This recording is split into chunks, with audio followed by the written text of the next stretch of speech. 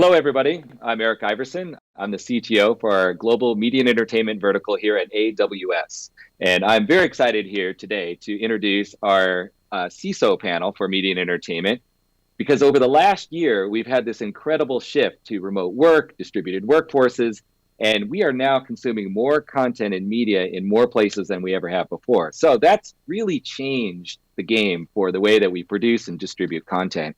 And I think it's the perfect time to talk to a leading set of experts about the topic. So I am so glad that we have experts from MGM, Fox, and HBO here to talk with us about that today. So with that, I'm going to introduce our distinguished panel. So first of all, Melody Hildebrandt, who's our head of product and engineering, EVP and CISO at Fox, Steve Tran, who's the CISO at MGM, and Brian Lozada, the CISO at HBO. Panelists, welcome. Thank you very much for being here today. So, Melody, 2020, what a year. You started off 2020 in the middle of a large transition of systems from Disney, followed immediately with having to support the Super Bowl, one of the largest audiences that we have to support, followed by a gigantic move to work remotely, producing remotely, and watching remotely. And then this all happened during the middle of an election year, for which led all the way to some of the largest audiences that we've seen ever before in news. So 2020, Melody, how do you think about 2020 as a CISO? Well, I will say as a CISO, when you're trying to rally a really diverse set of stakeholders against some objective, it helps to have a clear rallying cry.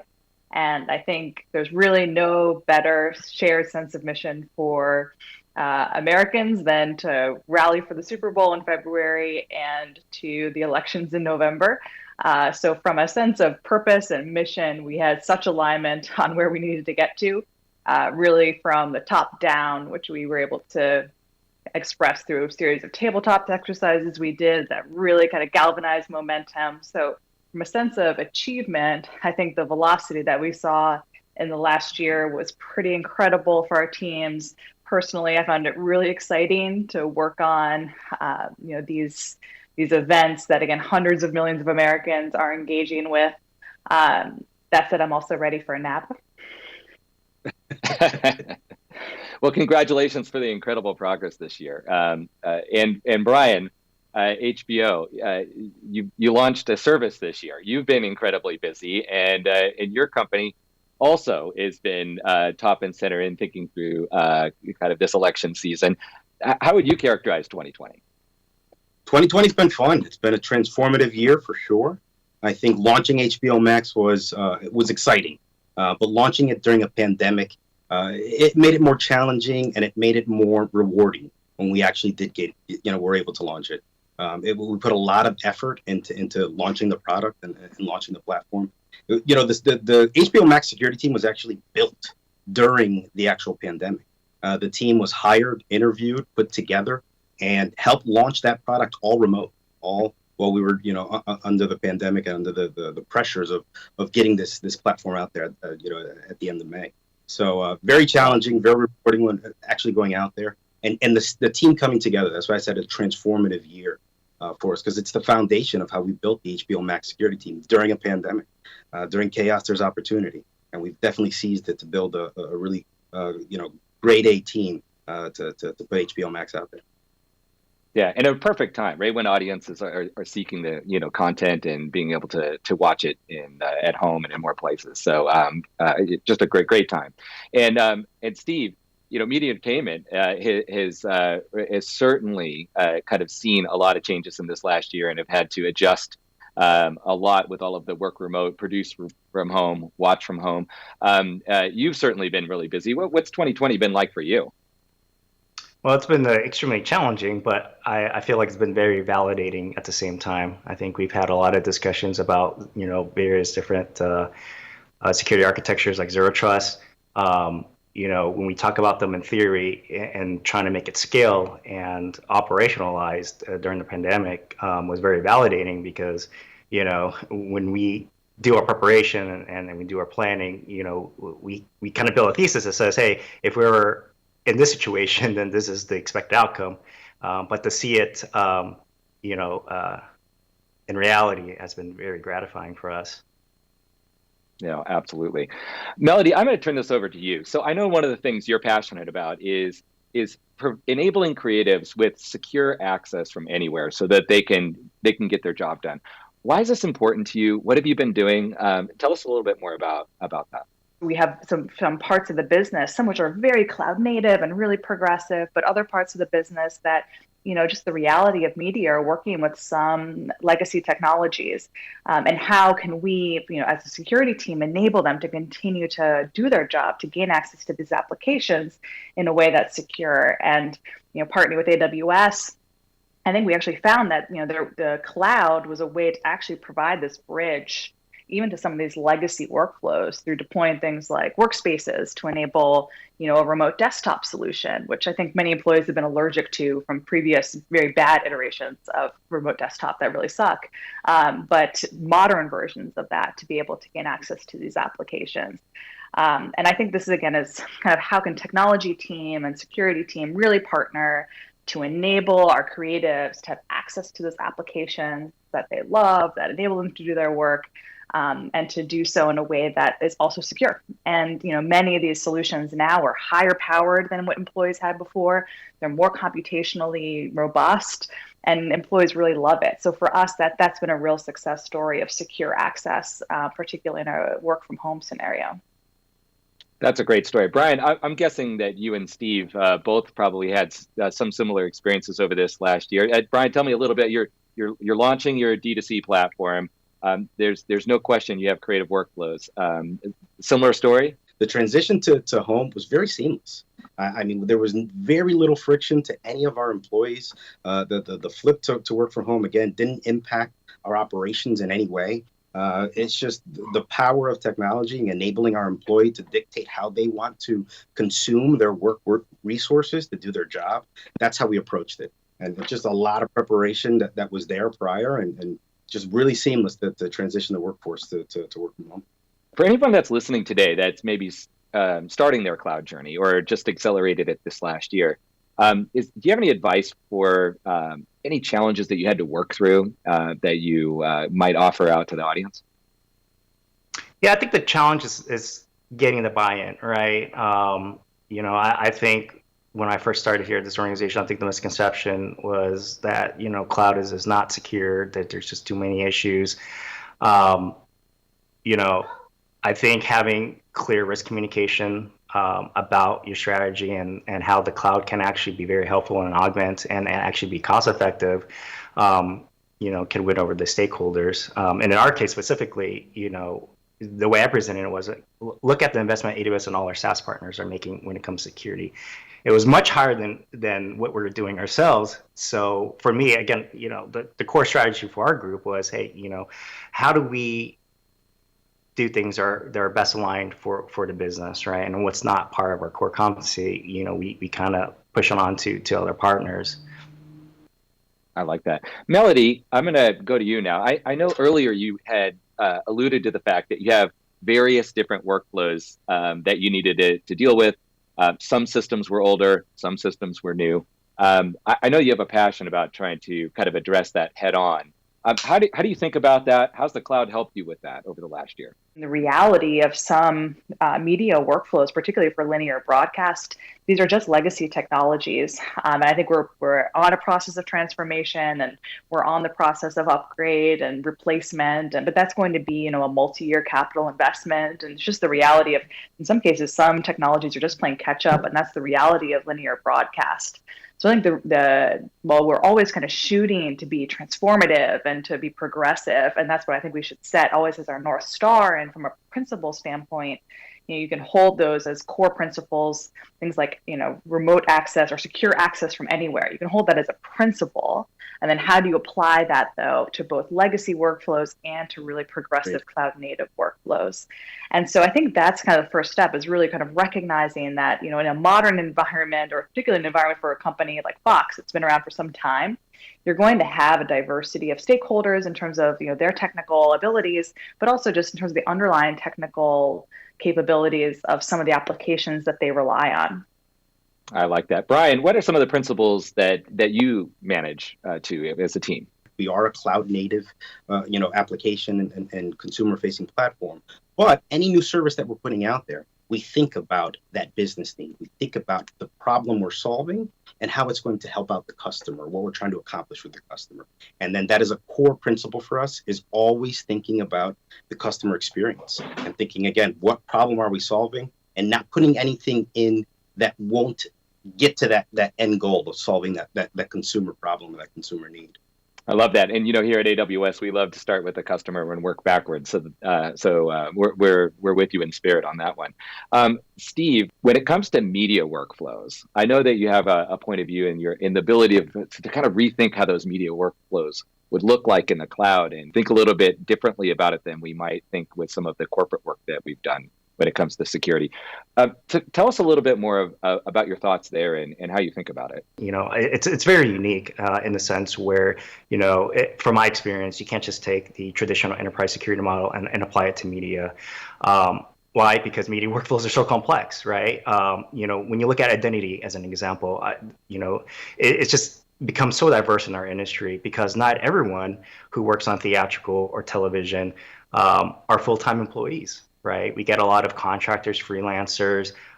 When it comes to the creatives, the creatives that we partner with, sometimes they're one of a kind, right? When you think about, the composer, the editors, directors, producers, those sorts of profiles. It's hard to take an enterprise identity approach, to that diverse user, profiles because. How do you manage that, right? And talk about the diverse, sets of applications that are required to complete, a production as well, right? So when you're dealing with multiple productions, right, both on television and theatrical, no one uses the same applications as well, right? So every creative have their own unique way of doing something. They like their tool set. They like the way they do business and tell their story at the end of the day. So, what we have to do is find ways to promote that, to help foster that rather than kind of get in the way, right? With our approach, we look at user identity differently. Again, we leverage the zero trust architecture because it allows us to kind of, abstract from a lot of different security layers and then just to focus on the asset at hand. So, Brian, you have this great phrase that I love, which is that you've talked about it with your teams, which is that you're all about securing the consumer experience. What do you exactly mean by that? Because I think that there's more to it for you. No, thanks. Always thinking about the consumer experience and securing it. Right? We're always thinking about satisfying the customer, but as part of that experience, security should be considered. Right? When I first started at HBO Max at the beginning of the year. Very excited to be here. I was like, this is a huge opportunity to really be, very creative when it comes to looking at security with a very big, platform. And I started looking at the consumer experience for streaming. And I said, what are the two flows or the two workflows in a streaming environment that are directly for the consumer? And the first one I thought is how the consumer comes into our environment. How the consumer the first interface when they go into a streaming environment is logging in, right? So let's start looking at that. Then after the login, what is the next piece of features that we're actually looking at? So you pass the credentials, you're starting to look for content, right? So looking at that entire flow, I started saying this is how the consumer comes in. So from a security perspective, how is that infrastructure built to support that experience? That's one. And then two, what do we have from a monitoring perspective to make sure that there's not anything happening to the consumer coming in? We have, being a consumer-facing platform, you get a lot of credential stuffing attacks. You get a lot of credit card stuffing attacks, right? These are attacks that are against our consumers that are using our platform, right? So how can I monitor that? How can I look at that? What can I put in to that flow to stop those type of operators coming into our environment? So that was one of the very first things that I did when I came here was become rapidly obsessed with the experience and then look at where are the opportunities within that experience that we can enhance some security visibility through the infrastructure all the way through communicating out to the consumer. How does the cloud help you with that monitoring? Visibility. We look at the entire flow and look at the entire technology stack. and saying these are the type of things that we could put in to our environment, from enhanced logging and monitoring to looking at how we build out the actual AMIs, like what kind of visibility we can put into that to give us more insight to how to improve that customer experience, right? Leveraging logging within AWS has helped us really look at how latency is impacting our consumer experience, or how the customers are coming in and looking at certain things that may cause some latency, right? So it's looking at that entire stack and giving us that visibility within AWS to do that. Steve, a couple years ago, MGM makes a very substantial acquisition in Epics. We're all sometimes faced with this challenge of having a new member of the family come in and having to assess what they're doing. Tell us a little bit about what happened with you. You're in the middle of your cloud journey, or starting off your cloud journey, and enter into the equation Epics. What happened?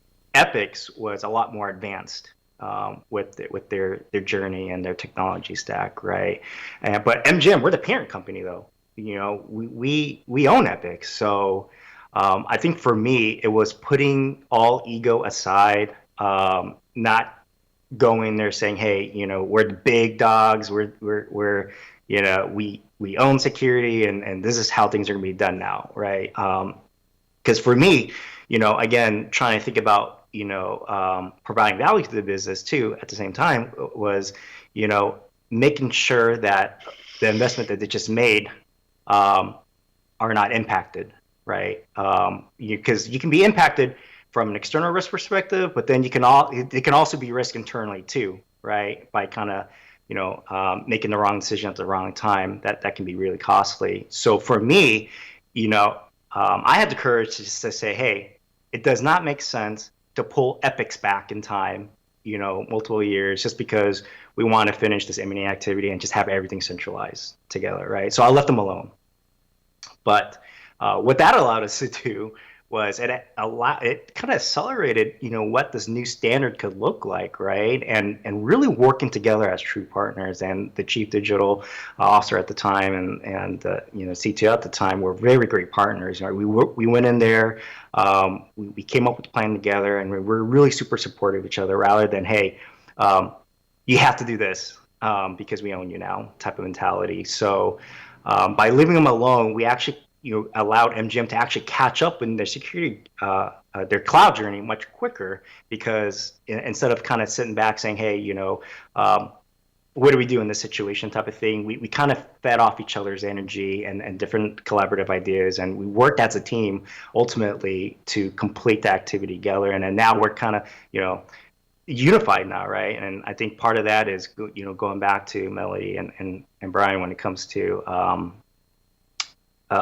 kind of securing that consumer experience, right? Because I looked at internal employees as consumers as well. So by creating frictionless enablement around, identity, right, with single sign-on, and removing a lot of security gates and barriers, really got everyone to not only complete the M&A activity together, but then from a culture perspective as well too, kind of bringing everyone together. I like that, Brian. I'm gonna go over to you on this. So you have this. You could hear it. Everyone's enjoying your statement about securing the consumer experience. We're gonna take a little step further to do that. There's this concept of innovation that's kind of nested inside of that concept, and I know that's something that you're passionate about. As a security professional, though, that's in the business of managing risks, I bet a lot of people don't think about the word innovation and maybe cybersecurity going as much as in hand and kind of driving things forward. But that's something you're kind of pretty passionate about. Tell us all a little bit about how you think about that, and especially with the cloud moving forward, how do you see your ability to kind of drive innovation forward, and how's the cloud helping you with that? Yeah, no, I am very passionate about, when it comes to innovation and how to leverage security to kind of like foster that and actually drive it. When you think about that, like technology companies and organizations as a whole, fear is a greater threat to innovation than hardship, right? And security always adds to that fear when it comes to taking a risk or to looking at how can we innovate on a certain part of our experience to satisfy the customer need, or to get closer to the customer. And when I look at, how can I provide from a security perspective, how can I provide that confidence to my engineering organization that they can take that risk? that it is something that's okay for them to innovate and get out there and try to really be disruptive from a positive perspective to solve that customer need and to really go back to fixing that problem. And how we've done that is really we partner very aggressively with our product and engineering organization. We want to know every kind of aspect of where they're coming from, how they're building out their products, so that we can come in there and really provide that infrastructure out of the box, right? Like a lot of security as code as part of our infrastructure. We provide our engineers so that they can go out there with confidence that if they do make a misconfiguration in the cloud, that our security as code is going to catch it, fix it, and allow them to continue to innovate and try out these disruptive workloads, right? Security as code. So for people out here that haven't maybe heard that term before, security as code, what does that mean to you? So for us, it's leveraging AWS and leveraging kind of like a lot of the services and features that AWS offers to automate a lot of detection and response. This is 2020, 21st century kind of like information security. It's about detection and response. I think protection is 101. We all know it's there. Compromises still happen. So let's focus our attentions on detection, automatic detection, and response. So we leverage a lot of the services within AWS so that we could pull out logs, specific logs, and then innovate off of the logs. So if these logs are triggering off of something that says S3 bucket is, unencrypted, we find it. We have a CloudWatch alarm that kind of like identifies that and then issues a lambda to go and fix it automatically. Zero interruption to our development organization, right? So they can continue to go out there, do what they need to do, and then we can go out there and secure these workloads without impacting them too much. So we put a lot of thought into our pipeline. So how our developers actually put out their code, we put a lot of thought into that pipeline to put security within that pipeline so it does not slow down the development organization at all. 90% of the time, they actually don't feel when something's going on in the environment. If they're pushing their packages or their workload, and something does happen, they get notified, but it doesn't really slow them down to any effect. So that's how we're getting ahead of it and really giving, again, confidence to the engineering organization so they could take that risk. We want them to innovate. It's time that security really enables the development organization as well to go out there and innovate and be disruptive. And even security practitioners ourselves, D2C security team here at HBO Max, we'll be open sourcing 3 things by the end of the year. We have our own type of innovation that we're driving all within AWS. Again, we're pushing using security as that driver or that agent of change within the organization to really take positive disruptive risk with technology to satisfy the customer need. Well, I'm guessing that's music to Melody's ears because she's also running a product engineering group. So Melody, I'm guessing that resonates pretty heavily with you. Yeah, I think I've you really had to internalize, of course, the needs of the velocity of the engineering team because ultimately I'm also responsible for feature delivery. And so I think that allows me, in a sense, to really kind of understand, how to most effectively kind of communicate the security principles to developers and how to incorporate that, in the least frictionful way into their workflows. And so 2 of the things that have worked for us, I think one is moving a little bit upstream from what Brian was describing, just like to initial designing of features. We put in place these security architecture reviews that I think have been really successful just to help build the shared mental models between our development team and our security team around, how to threat model and how to, think about how a feature could be exploited. And really building those shared mental models. I think if you give engineers a problem to solve, they will solve the problem, in ways that you never thought possible. And I think that's one principle I've taken as a security leader and engineering leader is, let's help give the development community, an understanding of the threat, help them do the threat modeling exercise, which is actually a skill that I think can be taught and can be taught, to a broader group than just security professionals, and then allow them to engineer solutions to be able to counter those threats. So I think we've been able to really scale the delivery of our security team through building those shared mental models and allowing our engineers to solve those problems themselves. And that's one way that we've been able to operate in a pretty lean way. So I think security architecture reviews are really valuable. And then the other is a bit, what Brian was describing about how do you meet developers where they are? And so for us, that means, when we want to embed security controls, maybe something like a dependency analysis, which actually is something that our development community really wanted, to understand security of, say, open source components that they're bringing into their projects, to actually have that be in their pipelines, like have that tool actually be within their workflows that they're already in, not have to go into a separate security dashboard and upload code into something that, otherwise is not useful to them. Like, how do you actually just have that in GitHub and allow them to stay in the flow of their work? So those are the two things that have worked for us, I think, to really help scale some of the security principles and build that, into the consumer facing applications that we deliver. Fantastic. So all three of you are clearly not just security leaders, but you're also business leaders. And we all know that to get things done inside of organizations requires that you have good sponsorship and you can pull along your executive team with you. Steve, I'm going to ask you to lead our last discussion here with the three of you on this topic, because I know you're very passionate about this. So Steve, talk to us just a little bit about generating executive buy-in and why it's so important for you to feel embedded and aligned with the business strategy. Yeah, I mean, with my many years in security, I've seen it, in so many different ways at various organizations, right? I've been in a place where security didn't have a strong voice, right? Wasn't really empowered. And I've been in organizations where security was empowered, right? So it got me thinking, like, why is there such a difference between different organizations? So what I've come to learn was, it really sucks when security is a second-class citizen, right? And no one likes that. Right, and especially if you're underfunded, under resources, but you're expected to take on the risk, though. Like they look at you saying, "Hey, you own the risk because you're security, right?" And I don't think that's really fair at all, right? It's set up to fail. So for me, what I've learned through my own personal experience is trying to get that seat at the table, right? And how do you get that seat?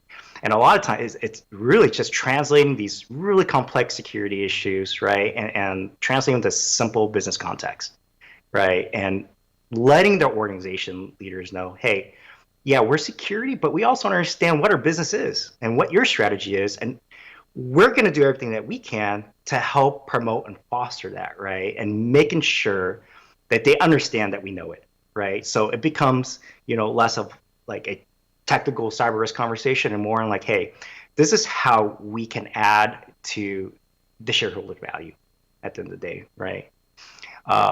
So,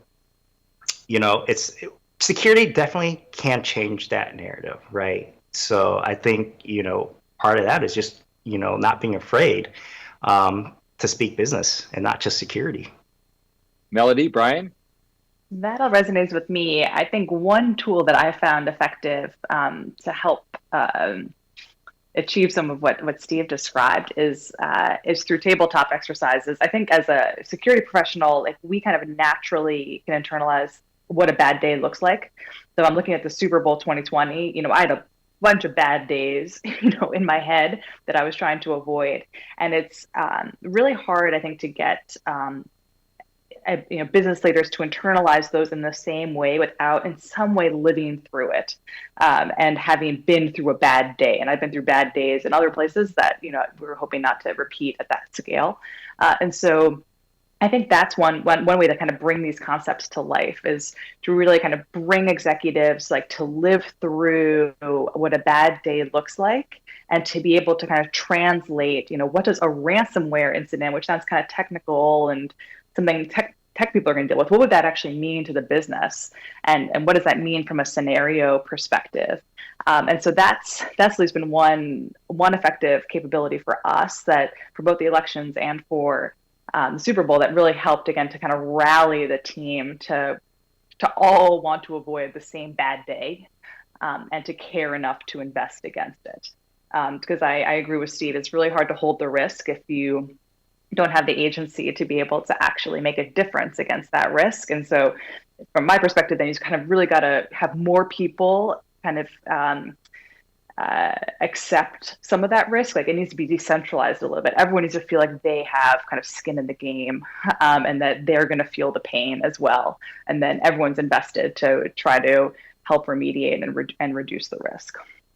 I think one of the key things that both Steve and Melody said, one of them was, getting the business leaders buy-in is communication. Like one of the key, skills that I look for when building a team is how, you can articulate security risk into business risk. And, you need to articulate it because you need to get funding to reduce or, attack that risk. So I think that is such a key thing is how you articulate that risk to business leadership. The other thing I think, which is key, is does your business leader, do they really understand the risk? Do they even know the risk exists, right? I think it's how you frame it and in the lens in which you frame it so that it relates to whether it be the consumer experience, content, or whatever it's going to get to that critical path so they understand where that risk is within the critical path of the business model. So I think it's always like really relaying the risk to the critical path and making sure you have the communication skills to articulate it properly to get funding for that risk. Thank you, Brian. So we're down to our last topic. This is going to be a quick power round. I want you all to think very quickly. Two bullet points that you would really like the audience to know if they're on their cloud journey. Your recommendations to the audience. And with this, I'm going to start with Steve. What is your two bullet points that you would make to the reInvent audience today? I would say, don't let the naysayers affect you, right? Don't be afraid to be right, when other people think you're wrong. Because, ultimately, if we're going to progress, as a community, as an industry, it's about constantly testing new ideas, right? And, not being afraid to not conform to other people's standards and expectations and kind of build your own identity, right? And your own approach to solving problems. And also not being afraid to be inclusive and empowering others around you, right? Because this is a team sport at the end of the day. So, the more you can build partnerships outside your group and within an organization, and then also out in the community as well, would be very beneficial. I like that. Brian, for audience members on their cloud journey, what is your two bullet points recommendation? I would say don't be afraid to fail. Like fail fast. I mean, that's the point of the cloud. You don't go into, first of all, you don't get into technology to keep the lights on, right? You get into tech to actually innovate and break things. So look, in security, it's the same thing. Don't be afraid to fail fast, leverage, emerging tech, leverage AWS to actually, go out there and test out these new ideas that you have and kind of like break things, break it to fix it, to go back and break it again, right? Constantly be a student of innovation or always seeking that innovation or that positive disruption. So yeah, I would say don't be afraid to fail and definitely fail fast when you do. All right, so AWS helps you fail fast. I love that. All right, Melody, bring us home. Your two recommendations for people out there on their cloud journey. What are you going to tell them? I think the first, it feels a little mundane, but I really think the key is to understand and respect the workflows that make your employees successful and that by extension make your whole organization successful. And the key is really increasingly to have secure yet low friction ways to facilitate those workflows. And then the second point would be, that recognizing that while there may be really heterogeneous ways that people do things, and that's the reality, to think about what are some of those core principles of security that you can apply that are abstract enough that you can apply, that they can, be applicable to that diverse set of workflows that you're enabling. Panelists, thank you so much for all of that advice today. This has just been an incredible session. I've gotten a lot out of it, and I am sure that our audience has too. So thank you, Melody, Steve, Brian. Thank you so much for being here today. To our audience, thank you so much for tuning in and watching. I think we've gotten lots of tremendous advice from this esteemed panel today. If you want to see more, please tune into more. There's some great media and entertainment sessions that have been going on all throughout reInvent. We'd love to see you check those out. And with that, I wanted to say thank you very much and have a great day.